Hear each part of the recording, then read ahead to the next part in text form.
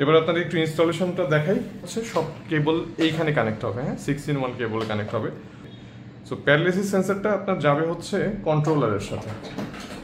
এই যে দেখেন দেখেন প্যারালাইসিস সেন্সর এটা এখানে লাগবে। আচ্ছা লাগানোর জন্য কি করবেন, এই যে দেখেন দুইটা অ্যারো মিলাবেন, প্রেস করবেন, লেগে গেছে। সেই 6-in কেবলের একটা মাথা এসে লাগবে কন্ট্রোলারে, এই যে এখানে লাগা ফেললাম।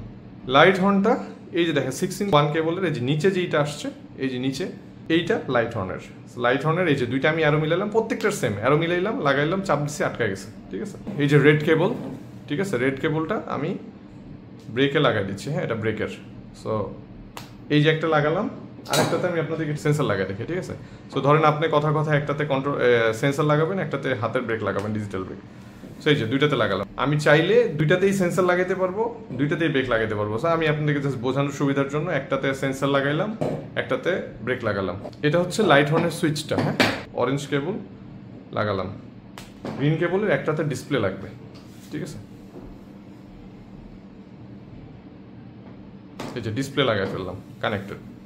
এই কেবলটা কোথায় লাগবে, এই কন্ট্রোলারের একটা মাত্র জ্যাক বাকি আছে, এইখানে লাগবে। এই যে দুইটাকে লাগায় তারপর এটা প্রেস করতে হবে। সো পুরোটা কেবল কানেক্ট করে দেখালাম।